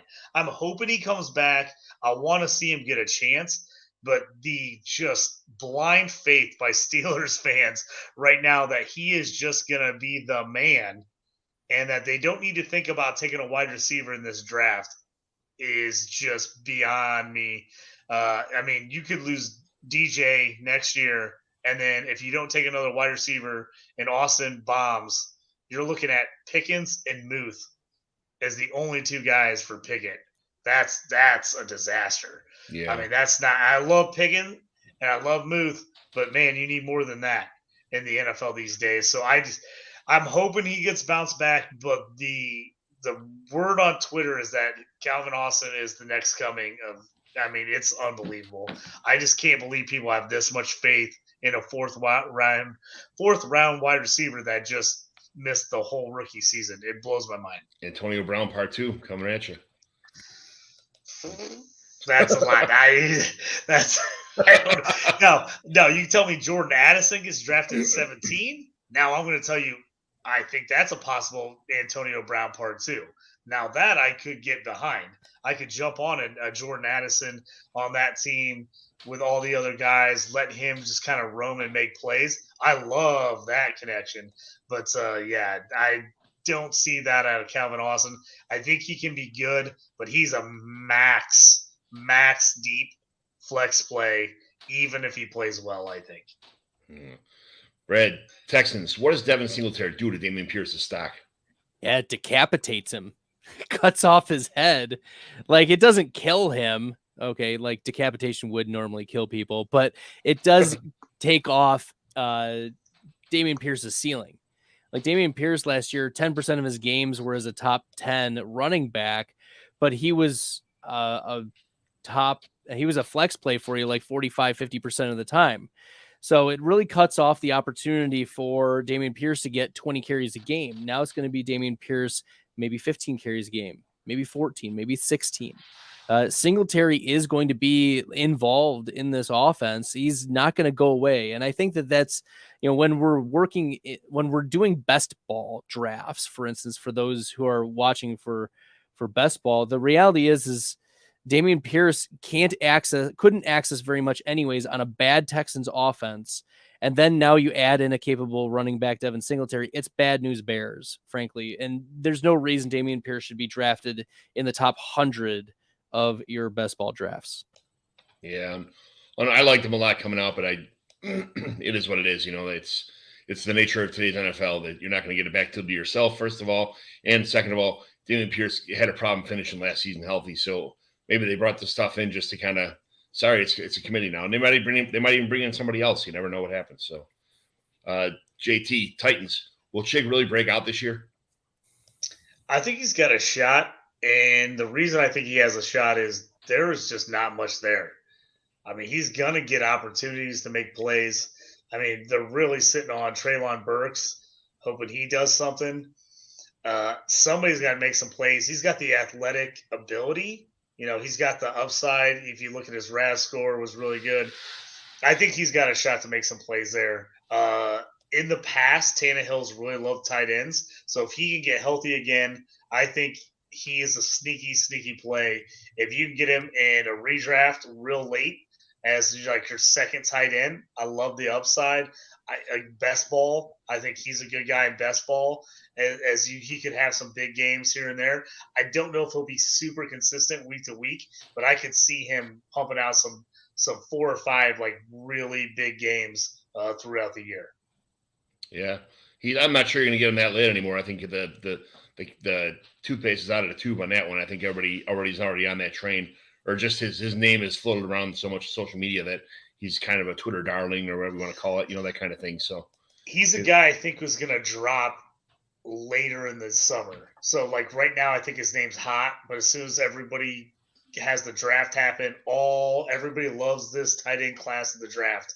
I think he could slightly drop, just like McBride. I think they could slightly drop when you come summertime when you're doing your best balls. Yeah. Brad, Vikings, is Kirk Cousins elite? No, he's not elite, but he can have an elite season this coming season. He can have a Matthew Stafford 2021 year where he throws for 40 touchdowns and like 4,800 yards. I think that is a possibility. He's a pocket passer now for the Vikings, and the Vikings moved from the 14th run heaviest team in 2021 to the 28th run heaviest. So like they shifted significantly to very pass heavy. So that's not a necessity because the defense is so bad. Yeah, I get it. So I think that it's very clear that Kirk Cousins can be Matthew Stafford in this O'Connell offense. It's just a matter of how is variance going to impact him. He's got at least the number 1 wide receiver in the NFL to throw to, so that's within the range of outcomes. But he himself elite? No, not an elite quarterback. Yes. JT, the Washington football team. Am I the only one that has faith in Sam Howell? Absolutely not. I love Sam Howell. I am so pumped. They better give him a shot this year. I can't believe I probably post something about this on Twitter every other day. I can't believe that people are talking about Will Levis being a top 10 quarterback, maybe top 5. And then Howell went in like the 4th round or whatever it was, 4th or 5th round to the Commanders. I mean, that's crazy. Howell has just as much arm strength, just as much size, and was, like a million times more productive in college than Will Levis. It just shocks me. I don't understand it all. I don't understand it. But I want Howell to have a shot because I think if Howell gets a full season shot, I would love to see what Eric Bieniemy does this year with him. If he lets him get a shot with those wide receivers, I think that's got a great wide receiver core. I think the running backs are solid. I could see him getting another RB just in case. But I like it, man. I think I'm on with these teams. Why not give the guy one full season? See what he does. If he doesn't do anything where he's terrible, okay, you go right back to the well. You draft another QB next year, and you're out on him. But what's the harm of giving him one season to kind of prove it? And it's not like he was like a flash in the pan, man. The guy had a great career at North Carolina. So I'm all on Sam Howell. I have probably 10 fantasy teams that really need him to start because he's my super flex second QB or third QB in a bunch of those leagues. But I just think the guy has talent. And I think with that offense, I think there's a good shot that he could actually be fairly successful. So, John, yes, I am in on Sam Howell. You're not the only one. We're both in Sam Howell, and I will not trade you him. Hold on. I'm telling Cody Carpentier to stand back. You're talking shit about Will Levis. Hold on a second. All right, so I'm going to talk about some trades real fast. We're going to jump to. I run a series of home leagues called the Mighty McGlynn Dynasty leagues that are all in-person drafts, rookie drafts, team meetings, stuff like that. It's my idea of what a good time or what fantasy football should be. These teams are all 12-team, 30-man rosters. No kicker, no defense. It's PPR, tight end premium, 0.75. Superflex, 5 for touchdown, 2 for passing, touchdown reception, 6 points rushing receiving, and then like bonuses like we talked about before for 100 and 200 yard stuff. So here's some trades that happen. First trade, Jamar Chase and Rashad White for Christian Kirk, Nick Chubb at 23-111 and 23-204. What side do you want? I'll jump in there. I looked at that. It's not enough for Chase. It's a solid trade, but like he needs more for Chase if he's going to give up Chase for that. In my opinion, you need either another quality player or you got to get a higher draft pick in that move. Brad? Yeah, let's look at it from over the next 3 years. Like what's within the range of outcomes. Jamar Chase is going to maintain his top 3, arguably top 2 dynasty wide receiver ranking. Him and Jefferson and maybe there's other wide receivers who are going to step in over the next 3 years to be in that top 3. But Chase is going to maintain it. Rashad White, that's a cherry on top. I don't understand why that needed to be added in there, because if you look at the other side, the Kirk could be done in 2 years. Like his contract could very well be up in the next in 2 years, and then what is he going to offer you? Like he's a flex play, maybe a low end wide receiver too. Realistically, Nick Chubb is on the wrong side of the age cliff. And then you are really banking on those 111 and 204 to hit. And historically speaking, those have like a 30% or lower hit rate to be able to give you like significant fantasy contributors. So maybe you get one good player if you're lucky from those picks, because you have to think back of like who else was being drafted at like the 111, 204? Like, is it James Cook? Is it like Rashad White? Like who is Zamir White was being drafted in the early second rounds of rookie drafts last year. Like those are really, really risky. And that's not the type of move you want to make. At this point, you want to trade for more solid options if you're going to be giving up Jamar Chase. Yeah, Jamar Chase is a foundational piece for a dynasty roster. So he's the untouchable. He's the one you don't trade. Right. Yeah, I agree exactly everything that Brad said. If I'm making that move because I'm trying to get more pieces, those 2 draft picks have to be top 5 first round picks. Like a top 5 this year and a top 5 next year is the only reason I'm doing it. And that's if I'm just like, this team's terrible and I've got to do something else. But man, I cannot imagine giving up those pieces and then the best pick you get back is 111 and then early to mid second. To me, you got to get more than that for Chase. Yeah, the team that's getting Jamar Chase is like a playoff team it's in the top 4 of the league, and the team that traded away Chase, it's a new owner. That to be fair, we're going to talk about his team later. He took over. Somebody had left the league because they ended up getting a pretty prestigious job in the fantasy football industry, and they couldn't set lineups all the time. And then somebody else was a military person that got deployed, and they just didn't have time for fantasy football. So it was one of those things where this guy had taken over the team. I think he's more of a redraft oriented guy. And it's a decent trade, but it's I think people that have been playing Dynasty for a long time understand that Chase is probably a foundational piece and not trade him away. But it is what it is. It's no trades vetoable. No trade is that kind of stuff. You live and you learn, and it's a home league. We'll razz him for a while and see what happens. Chase can get hurt this next year, and this whole trade can fall apart. That kind of thing. Rashad White might not pan out.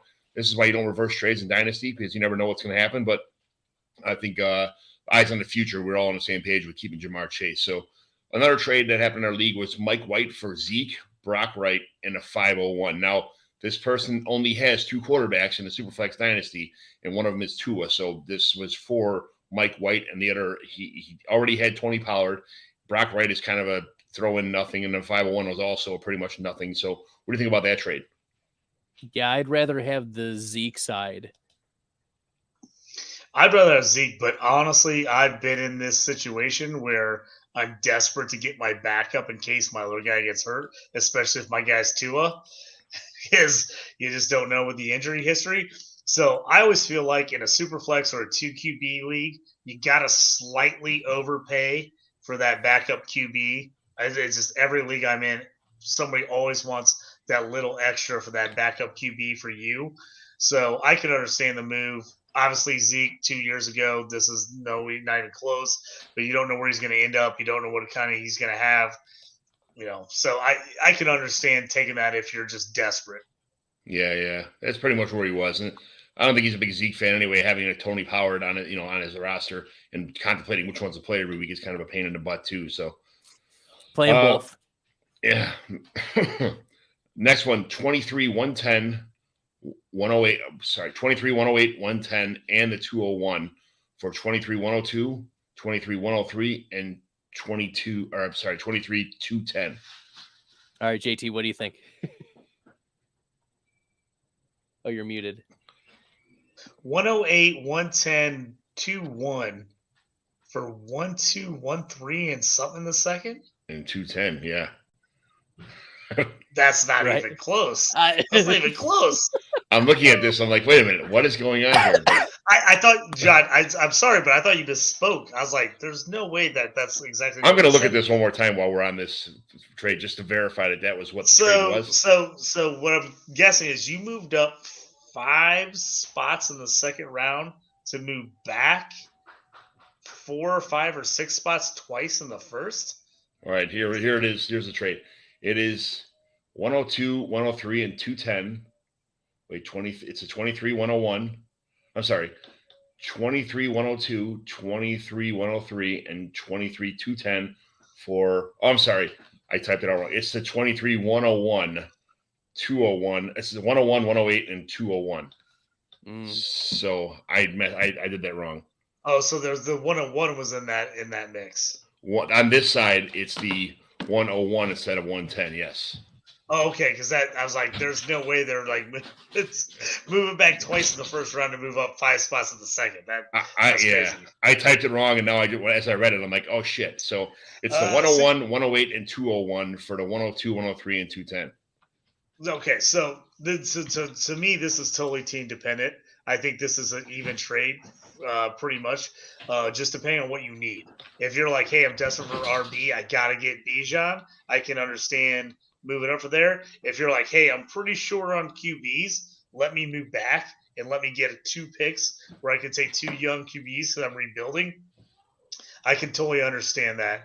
And then with that 201, I'm probably looking at like, okay, I think I can maybe get RB3 there, depending on who falls where, who I like. So I can see it going either way, depending on team, depending on what your needs are. Yeah, he's got Justin Fields and Brock Purdy, Teddy Bridgewater, Gardner Minshew, which he's the savior of the NFL. Trey Lance, and Bailey Zappi, and no other quarterbacks on his IR. So he's pretty much only got Justin Fields and so he's moving back to get a couple of QBs. I can understand that. And again, if he's got Fields and Trey Lance, you got to assume like, hey, I'm maybe a couple years away, but I'm like, I'm trying to go that upside. I'm trying to hit those young guys. So I could totally see that move for me. And then on the other side, if your guy's got solid QBs, hey, I want Bijan to try to put me over the top. So that feels like a way more fair trade than what you originally threw out there. I thought somebody was getting crazy on us. Yeah, I read it. I knew it was a pretty fair trade when I first saw it. I don't know why I typed it in like that and read it like that, but yeah, the other guy's got nothing at quarterback. So this is it's almost a must for him to move up to get some quarterbacks. So what do you think about it, Brad? Yeah, I think I agree with JT. It's team dependent, but like if I don't know, maybe I want to squeeze the other person a little bit. Like if they need Bijan to be competitive and I have the 101, like I want to squeeze them a little more. Like I don't know, maybe I'm being a little toughy, but like you have to think about not only what do you want, but what does the other person also need? And it's that question of leverage. right? Who's like the better team? Who's got more of that leverage to be able to compete? And maybe better pieces. Maybe there's something to sprinkle in that they value that you don't to be able to get the deal done. So I think it's a fair trade in a vacuum, but it is also like, this is where the nuance of trade negotiation comes in. So if this is where it landed, I think this is fair, but it's probably not your opening offer that you make. Right.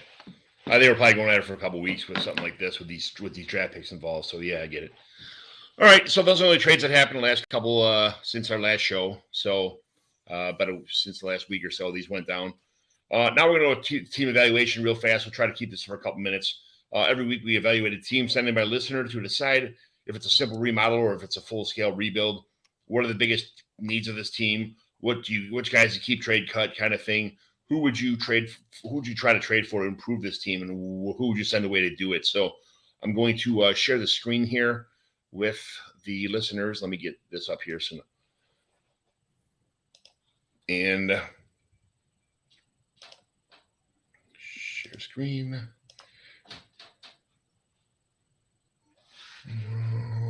Sleeper share. Okay, so this team has Aaron Rodgers at quarterback, Nick Chubb, Alvin Kamara as the running backs, Marquise Brown, Christian Kirk, Deontay Johnson, George Kittle, Joe Mixon, Elijah Mitchell, and Kyler Murray are the starting lineup. Murray obviously be hurt for a while. And then we've got Malik Willis, Smooches, J.D. McKissick, Gus Edwards, Austin Walter, Craig Reynolds, Tony Jones, Tyler Batty, Brandon Cooks, DeMarcus Robinson, Keelan Cole, Ray McLeod, Braxton Berrios, Hunter Renfrow, Darius Slay, Darren Waller, Taysom Hill, Trey McKitty, Noah Gray, Charlie Kohler, and Paul Hendershot. So there's a lot of cuttable players on this roster right now. Now, I sent you guys also the draft picks for this team, where they're at. And they have draft picks. It is 104, 108, 111, 203, 204, and then a 5th round pick. So they got a handful of picks in the early rounds this year. And then also next year, they just have 1 through 5 picks. That's all they have is the regular 5 picks where they may land. This team was the 3rd worst team in the league last year as far as max points for are concerned, which I tally up on it, which is tallied by Sleeper. It's they call it, there's a handful of different names for them, but this team was pretty close to the bottom of the barrel here. This was the team that traded to import Nick Chubb. They gave away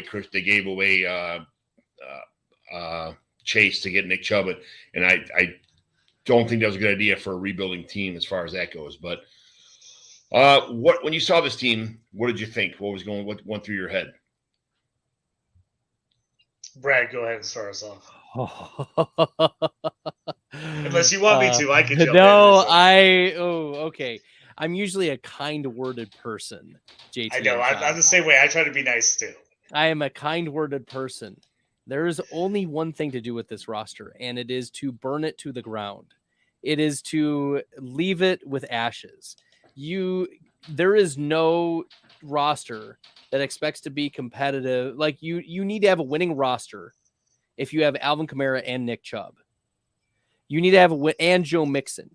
You've got 3 expiring running backs and a quarterback who's going to be out for a significant part of the year. You've got players who I had to remind myself who Austin Walter was. I mean, I know who he was, but the fact that he exists on a sleeper roster speaks to just this guy needs to just cut the dead weight, number one. So, get rid of the Walters. They're not going to net you anything. Trade as much as you can for 2024. Trade your Nick Chubb. Trade your Alvin Kamara for the beans. Trade your Joe Mixon once we get clarity. So you don't have to do this all at once. I would not recommend doing it all at once, but slowly sell off the pieces for close to market value equivalent of 2024 picks. That's what I'm saying. Is 2024 is the year where you need to accumulate these picks and you need to be then competitive for 2025. because this year you gotta tank for Caleb Williams. That's what you gotta do. And Marcus May. You need at least 4 first-round picks in 2024. I know you got a couple pieces that'll be decent for this year, but this is in a, like, you are danger zone and you've got enough pieces. This is not stripped away already. So whereas you have nothing. So you have enough to get rid of. It's just going to be an investment. And maybe this is going to be a fun team to see. Like I had to do one of these teams last year, where I had nothing, but there's not a strong direction for this team because it's already not competitive. And then you've got players who can just go poof in the blink of an eye and you would get nothing in return. So JT, you're not in your head. So what did I miss? What did I miss with this? No, I think you're right on this. So I think the problem is with this team is the second you look at it, you're like, it maybe has a chance. And then that's your problem. You look at it and you're like, ooh, there's enough of guys on here that I can talk myself into if Aaron Rodgers has a huge year, if Chubb plays well, Kamara is old Kamara, you're like, oh, Hollywood steps it up. You can talk yourself into, like, we can compete. Oh, I could be in the mix. And that's the problem. That's the problem with this team is, like, it's just enough away where you're like, if everybody plays to the best you've ever seen them in fantasy, this team could compete. But we all know that's not going to happen. So you're like you said, I think this is the perfect time. Pick up the red phone, start calling managers. You're going to start working it all off season. And if a manager makes an offer that you like, say, can you throw in a 3rd round pick? Can you throw in a 4th round pick? Yep. You got to start figuring out. Here's what this guy's got to do. He's got to start looking at everybody in the league. What does this guy need? What does that guy need? And can I give him somebody for something? Because he's going to have to work the entire season. Is him going to be working the trade lines? Because that's his team. It's that sneaky team that seems like you're just one guy away or 2 guys away. But with Kyler out for at least half the season, that immediately tanks this team. Yeah, this was a team that traded away Jamar Chase too. So exactly, that's what I'm saying. So if you would have looked at this team with Chase, if you add him in the mix without Chubb, if you had a healthy like Kyler, you're like, oh, maybe I'm on the verge of everybody playing well. I can make the playoffs. Hopefully, I upset someone. But like at this point, half these guys are on their last leg of value. So I'm picking people off. First person that gets a QB hurt, you want Aaron Rodgers? I'll sell you Aaron Rodgers for a late 1st, early 2nd. He's just got to start picking these pieces off and then hoping he finishes terrible once you start selling everybody. Like I said, if I'm him, I want Caleb Williams. I want Marvin Harrison Jr. I'm loading up. Let me just move all these guys away and try to get as much as I can. Because this is a team that if it plays great, maybe you're playing for 4th place. Yeah, maybe you sneak into the playoffs and lose in the 1st round. Maybe. I mean, if everybody plays great. But then fast forward to 2024, you have your 1st round pick, which is going to be the 108, 107, 109. And then somewhere everyone like in your team's dead, right? And then you can't even trade any of these guys. So this is the year you got to move those guys. Yeah, I agree with you 100%, Brad. Because if you wait one more season, you will not be able to move Chubb. You won't be able to move Rodgers. You won't be able to trade Christian Kirk. I mean, Kirk's a perfect guy. I love Kirk. I got Kirk in a ton of leagues. I love him. But I love him because of Trevor Lawrence. Without Trevor Lawrence, I don't love him at all. So move him now while you can. At this point in time, realistically, you probably only get like 2 seconds for Joe Mixon, right? Dude, if I could get 2 seconds for Joe Mixon, I'm all in. Give me 2 seconds. Same thing with Kamara. If I can get a 1 second for Kamara, a mid-pack second, that's what I'm saying. Absolutely. I mean, I would load up seconds all day on this team. Brandon Cooks, if I can get a late round second, early third, like I'm doing that for Cooks. I mean, I'll take the whole second round next year in 2024 for this team. Yeah, I mean, to start moving guys, just moving guys, because you're going to finish bad enough that you're going to get a high pick. You need to wait till one of these teams are desperate, and they'll give you a first round pick. This team has Waller and Kittle. What is it doing with both of those guys? Like, well, that's what I'm saying. You get. I know it's tight end premium, but it's tight end premium. I'm saying you get some team that their tight end goes down. You're getting a first round pick for Kittle. You're getting a first round pick for Waller. Yep. If Waller comes out and balls out first or second game of the year, dude, immediately sell him for like a late first, early second. To be fair, like I said, this guy just acquired this team a week ago. So he kind of walked in and said, yeah, I'll take the orphan over. You made a move that was kind of, I mean, you got a couple picks, but you gave away Jamar Chase. So it was kind of, it is what it is. And maybe his plan was to get 2 firsts or a late first and early second, and then trade Chubb for maybe a mid first or something like that kind of deal, or a late first maybe, or a couple seconds kind of thing. Not sure what his plan was, but everybody's got a plan until you punch in the face kind of thing. I mean, if I take it over a team like this, my plan is, okay, I looked at it, I'm blowing this team up. Yeah, like, and if I take it over, I'm like, hey, I'm blowing this team up. What he should have done in that Chase trade was acquired a 2024 first. What he should have done was not taking the 111, but just taking a random 24 to 24 first, because the probability that it's 111 or 112, I mean, maybe it's there, but it's also possible that team has a bad year and they finish, he gets the 104. Yeah. And then 100%. Then you get the 101 and the 104. So that's what you want to, you try to get not just 1 year's cycle of draft capital. Yeah. Yeah. The good thing for him, the lucky thing for him, is he has guys that are worth something. Yes. They're not terrible. So he has guys that are still worth value. The biggest thing is for him is trade away now or find teams that are going to need somebody and then start working those teams. They're going to need a player, a running back. They're going to need a QB. They're going to need an extra wide receiver. But it's going to take a lot of work. Don't get me wrong. It's going to take a lot of work, but I think you could work this team into making it something eventually. I tried trading him to try and get Noah Gray. I tried trading him to get Demarcus Robinson, Darius Slayton, things like that. But I don't have any picks. I get rid of all my picks from day one, right from the get-go. John always trades all his picks. Brad, if you're not used to John loves to trade all his picks. He hates draft picks. Never wants them. Picks. F them picks is right.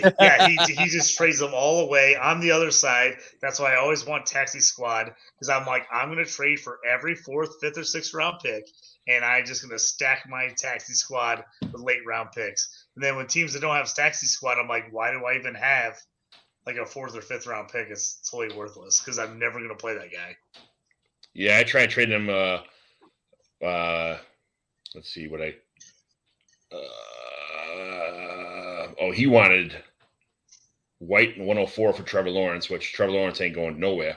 I got Josh Allen, Trevor Lawrence, and what the fuck? Jeez, why can't I think of the Chiefs quarterback? Why I don't know why I'm having Mahomes. Yeah, I don't know how you forget Patrick Mahomes. I don't know why. John, you had a long weekend. Long week. My head. I tried to trade McKenzie for Gray, and I tried trading Jalen Tolbert for Gray, and he wanted nothing to do with either one of those trades. So I would have thought Tolbert might have been a biting point for him for a backup tight end, but who knows? It is what it is. But there's 15 guys. Like right now, I would try trading 4th round picks for McKissick, Gus Edwards, Walter's a cut pretty much candidate. Craig Reynolds a cut candidate. Tony Jones, I cut probably. Tyler Batty, you might be able to get a 4th. Maybe 2 4ths for the guy like Tyler Batty, who's still got some name value, maybe a touch. I'd keep Beatty around. Like, what does it hurt to keep like a player like that who only has upside? Like, just keep him on, and if he spikes, trade him. Like, yeah, right. Like that's the move. If we're unsure about Samaje Perine's role in Denver, that's the move you actually keep a player like Beatty on this team. Dude, I love Beatty. I mean, I'm a Mizzou guy. He crushed in the SEC. I mean, absolutely crushed on not a very good team in the SEC. I still can't believe that he hasn't got more run.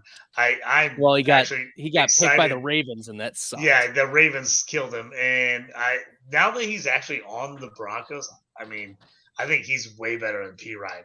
Honestly, I think he's a way better player than P. Ryan. So I'm hoping he gets a shot. I think there's a chance. I mean, he's a smaller guy, but man, the guy is tough. He runs hard. I mean, he was an absolute beast at Missouri in the SEC. I love Taylor Beatty coming out. I have no idea why he didn't pan out, in a wide open backfield. I feel like it's landing spots. Like Jalen Warren ended up with Pittsburgh, and I like Jalen Warren, but I feel like if that was Tyler Beatty, it would be the same thing. Tyler Beatty would be crushing for the Steelers. If he had been on the Steelers instead of Jalen Warren, I feel like everybody would want Tyler Beatty. I really do. I just think it was like the landing spot. Yeah. Oh, it was absolutely the landing spot. I drafted Beatty a lot in a lot of pre-draft like best ball teams, and I just let out a collective like groan. Those teams did after his landing spot to Baltimore. Like, oh, we know they don't pass to the running back. All right, so yeah, we are all kind of like on the hey, keep the pieces together, and then as they have any kind of good week whatsoever, trade away for picks. Keep this team moving. He's got his 24 first, which is super important to rebuild. That's stepping stop. If you're going to do a rebuild, make sure you have your own pick in the next year's draft. That's rule number one. So he's on the right track with that one. He can get rid of some guys pretty fast when they have good weeks, and as soon as somebody goes 4-0 or 5-0, they're going to be looking to improve their team. And this guy can cash in on a couple of his players that are doing pretty well. So, you guys, there's supposed to be 15 minutes a segment and then kind of get out of here in about 45 minutes or an hour. And we're 1 hour and 56 minutes into a podcast, which happens every fucking week. So here we go. Here we go. It is what it is. But Brad, thank you very much. This is as usual, man. We have a good time on the show. It's, kind of a stress-free show, just kind of having a good time, talking fantasy football, talking about each other, just living the dream here. So, thanks for coming out today. And you want to tell everybody where everybody can find you again, all that kind of stuff? Yeah, John, JT, thanks for having me on again. This was a blast talking fantasy and shifting gears into the dynasty realm because, frankly, I've been doing a lot of best ball and in-season stuff, but long dynasty strategy. This has been good to brush off the dust. So I thank you guys for having me on. All the listeners can subscribe on YouTube at Best Bell Fantasy, and I'm on Twitter at FF Stalder. JT, see us out, my man. Yeah, but everybody see me at JT Orange. All over there on the Discords at JT Orange or JT4. I'm all over the place there. You can find my writings at DLF. I'm also at Dynasty Pros, doing stuff for them, and P2W. So thanks, John, for having me on. Thanks, Brad, for joining us. My name is John McGlynn. You can find me on a Twitter machine at John McGlynn75. You can find my stuff P2W Fantasy. Thanks for having me. And the guys, thanks for making this show awesome. I really appreciate it. It was a great show. A lot of laughs. Super happy to have you guys on board. One more shout out to Herms here for my awesome song. He got them guests on the Rolodex, stopping by to talk about some Dynasty Superflex. Everybody, commish is in. It's time to sit down to listen to John McGlynn. Who we trading, who we fading, who we getting off the squad. Knowledge never overrated, playing for number one. And McGlynn is in. It's time to let the fun begin. It's the Commissioner Evaluation Podcast with John McGlynn. Thank you, everyone who tuned in. I really appreciate it. I'll see you next week.